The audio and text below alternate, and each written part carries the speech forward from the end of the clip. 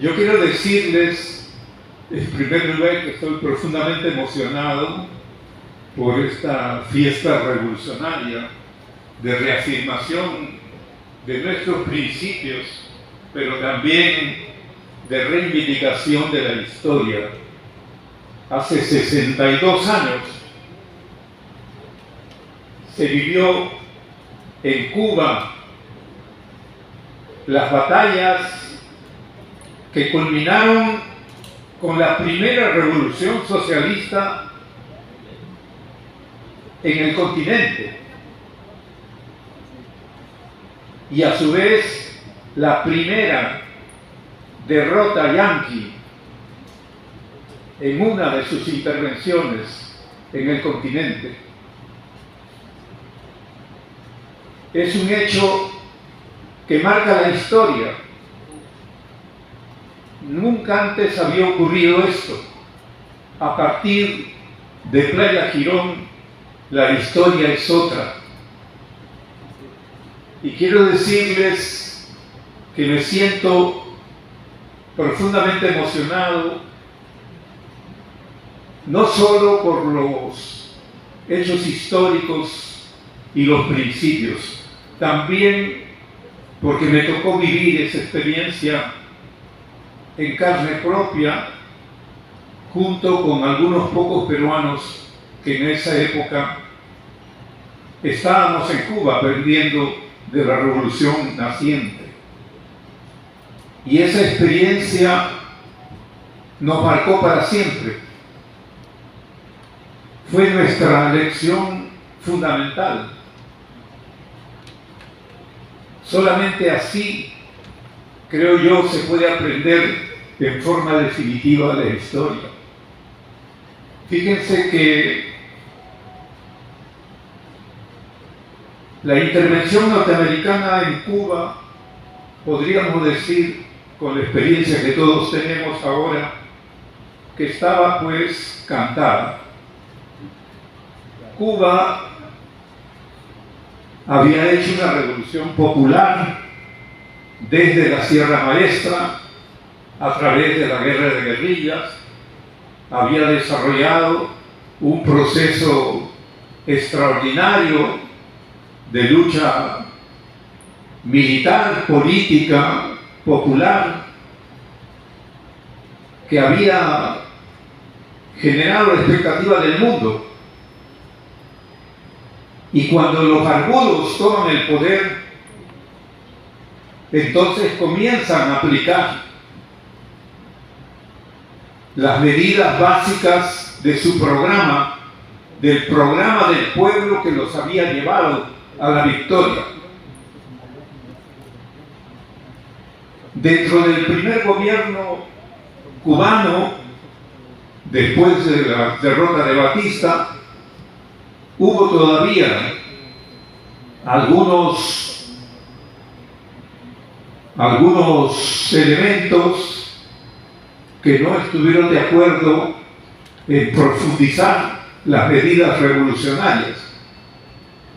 Pero sin embargo, el grueso de la dirección revolucionaria, encabezada por Fidel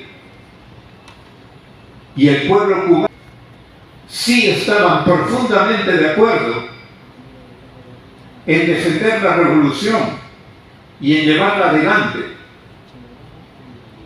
a pesar de que el imperialismo norteamericano hacía una campaña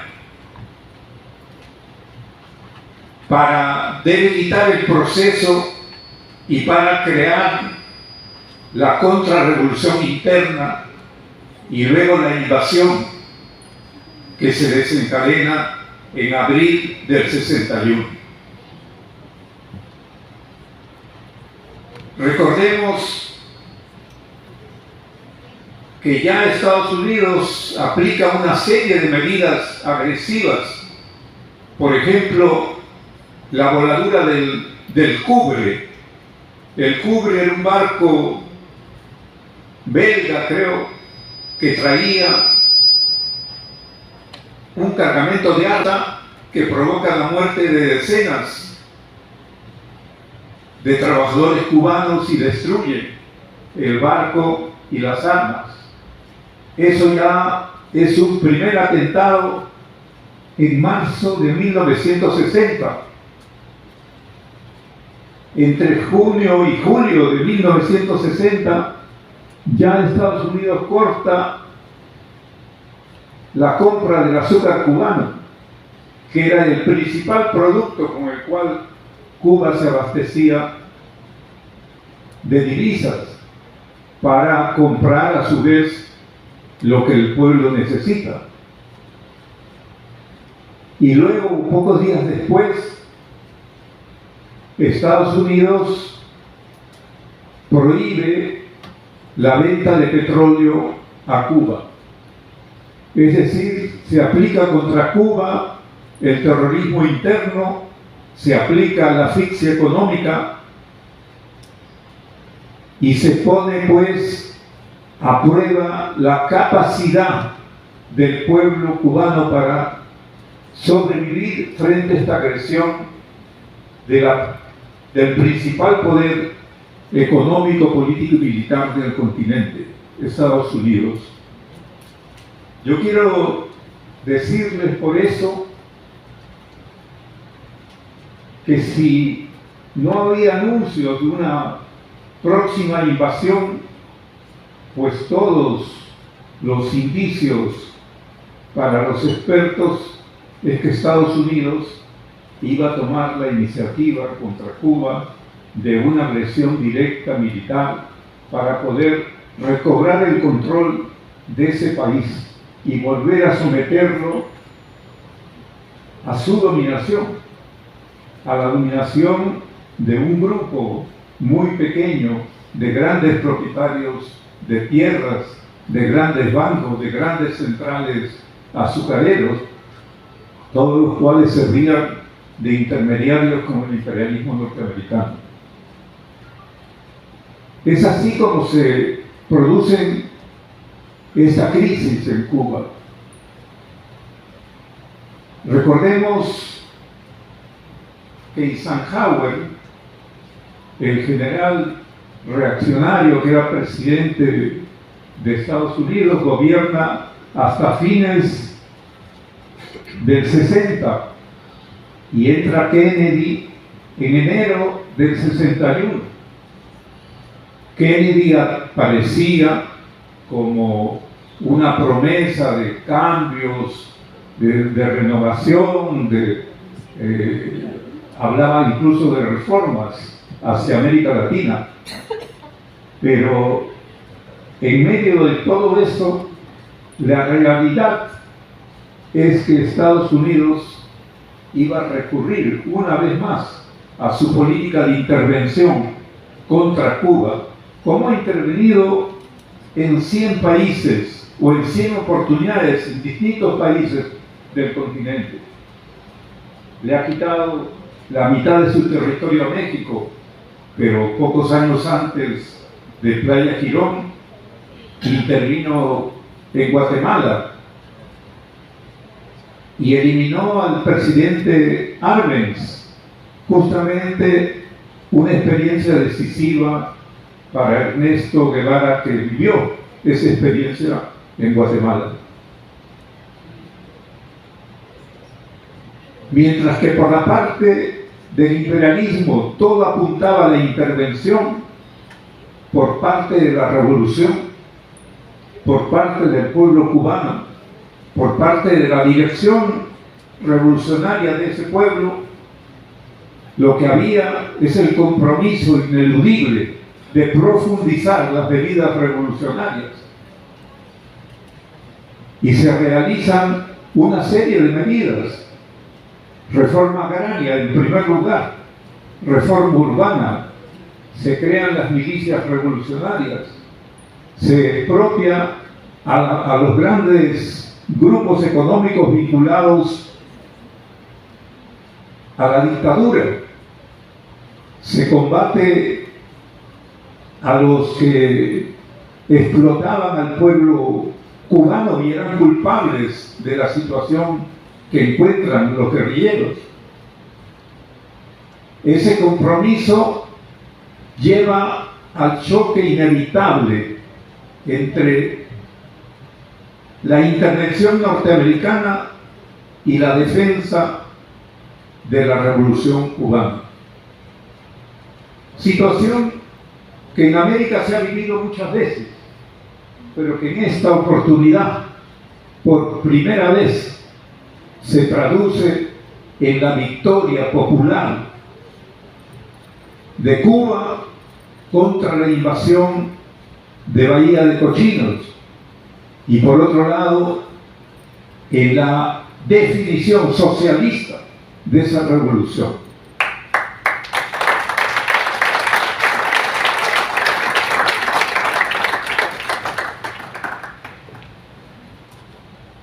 Por supuesto que todo esto es hoy día parte de la historia. Todos conocemos en términos generales esto que se ha producido hace más de 60 años. Pero la historia no terminó allí. Yo creo que hay que destacar que después de Playa Girón, con la victoria de la Revolución Socialista de Cuba, entonces el imperialismo norteamericano se ha dedicado a bloquear económica, financiera y militarmente a la Revolución Cubana para impedir su cabal desarrollo. Eso es una absoluta realidad. Y también es una realidad que al cabo de 60 años o poco más, Cuba ha vencido ese bloqueo. Cuba no ha sido derrotada, Cuba ha defendido su independencia. Cuba es un país libre, es un país soberano, es un país socialista.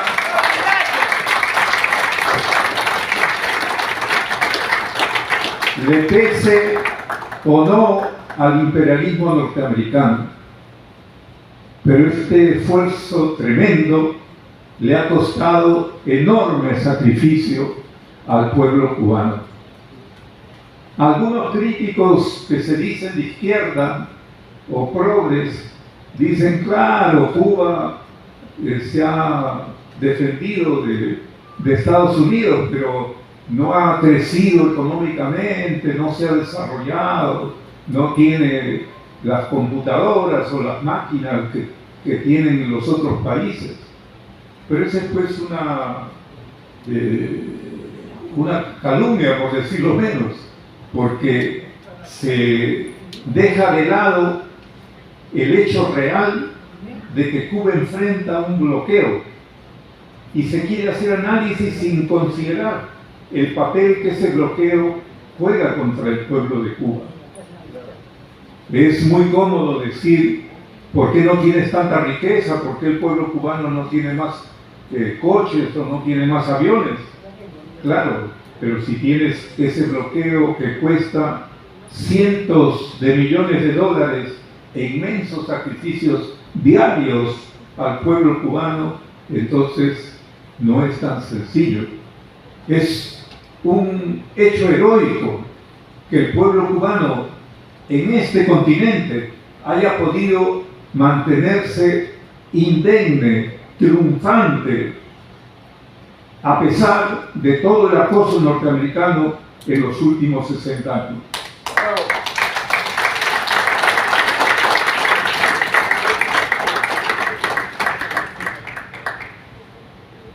Y yo quiero decirles también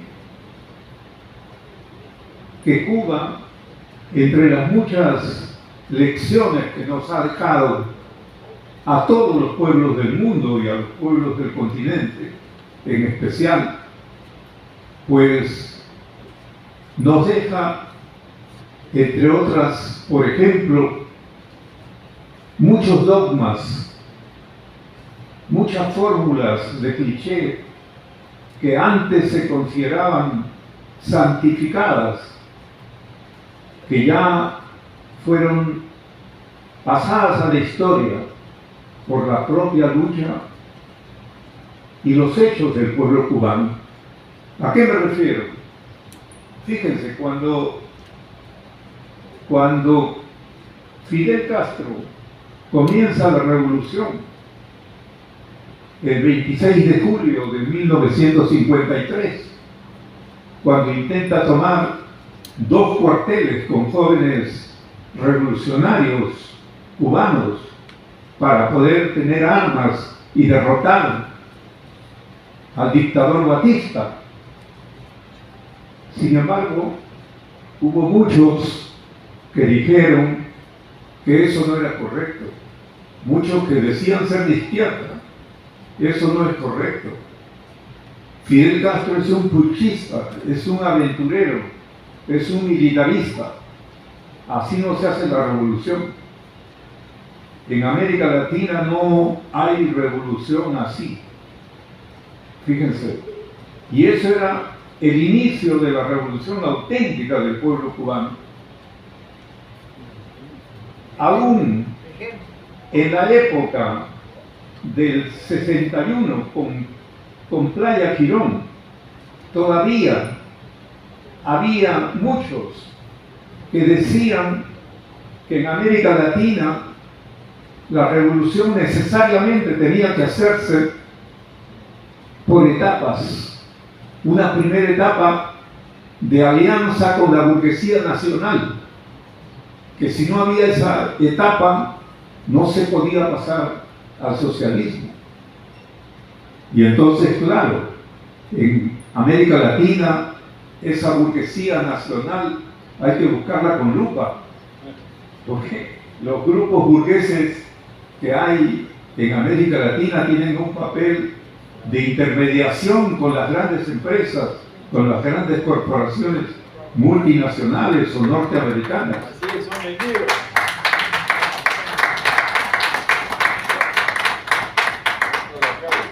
Y entonces en Playa Girón también se demuestra que la revolución no necesitaba de esa etapa. La revolución en sí misma era una gran etapa. La revolución que triunfa el 1 de enero de 1959, tan solamente 2 años después, vence en Playa Girón y se declara socialista. Y es la primera revolución socialista del continente. ¡Bravo! ¡Bravo! ¡Vive el pueblo cubano! Y podríamos agregar también que con esta resistencia de más de 6 décadas del pueblo cubano frente al bloqueo, también se rompe otro dogma, es decir, que el imperialismo tiene siempre que imponer su voluntad en el continente, que un pequeño país no puede defender su independencia, que el destino de todo pueblo latinoamericano es ser avasallado por el imperialismo. Eso no ha pasado con Cuba. Cuba se ha ajustado el cinturón, se ha triunfado. ¡Viva Cuba!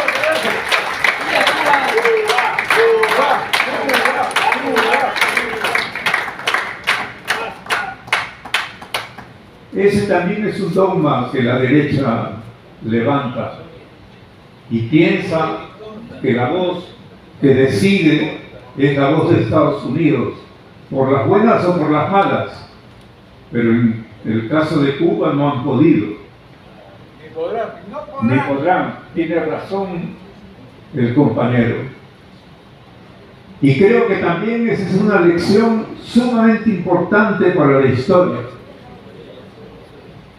Y quiero decirles, para concluir, que todo esto pues demanda de todos nosotros, de las organizaciones sociales, políticas y revolucionarias más avanzadas de nuestros pueblos, demanda tomar debida nota, demanda rectificar, corregir, avanzar, para finalmente triunfar en la gran batalla que se está librando hoy día, porque lo de Playa Girón es solamente la primera revolución socialista de América, pero la tumba del imperialismo va a ser la gran victoria socialista de la patria grande, la gran victoria socialista de América Latina.